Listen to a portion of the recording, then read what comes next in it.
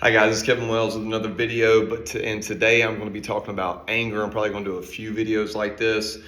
So long story short, today I really want to just cover about what is anger and how do you know if you have problems with anger.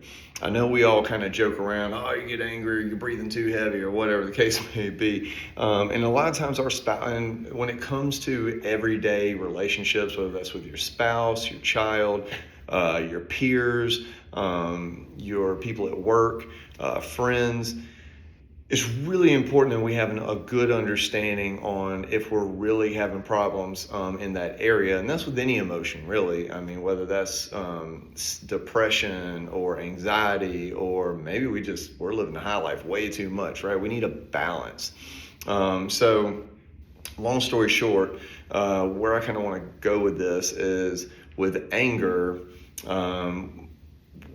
Anger, if it is a problem, this goes just about any emotion. Anger is a problem if it meets three criteria, basically. And this is based on me just doing domestic violence groups, anger management groups, probation, parole, alcohol and drug groups, just me and life experience, education, all that stuff. So here are the three factors. One, if it is felt frequently. Two, if it's felt intensely.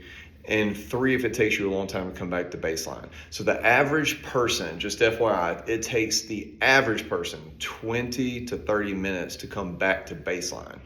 So if you're looking at a kind of like a heart rate, so to say, when the anger starts, so by frequently, it happens very often, right? So it's going up and down. But the intensity, is it going way up? And does it go way up very quickly? So basically, is the fuse small? Long story short.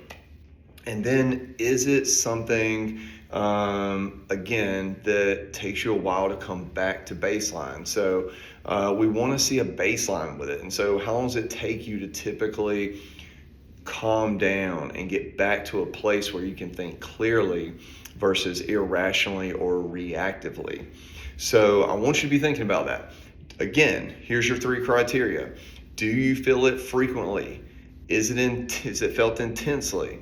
And does it take you more than like 20 or 30 minutes to get to baseline? If that is the case, you may need to start working on your anger. But that being said, this can apply to a variety and a myriad of different emotions. So don't just, so if you're watching this video, this might apply to different areas. So here's the deal. Here's what I get a lot of. People like to gaslight people in relationships and say that they have anger problems when they really don't. How you know you have an anger problem is if you meet those three criteria. If you do not meet those criteria and factually do not meet those criteria, then you may not have an anger problem. Okay, I'm not saying that you might not have to work on that still a little bit, but that probably means you don't have an anger problem. But again, go on some feedback, ask a few people, look at some times in your life in the past that you've reacted to something or you've had reactions, and just see what your typical reaction is, and if it meets those three criteria. And that's the way to determine if you have difficulty managing your anger. And again, look at that in different aspects or different emotions as well. And the next video, I'm going to get into a little bit more about where is that coming from. All right, until next time, take care.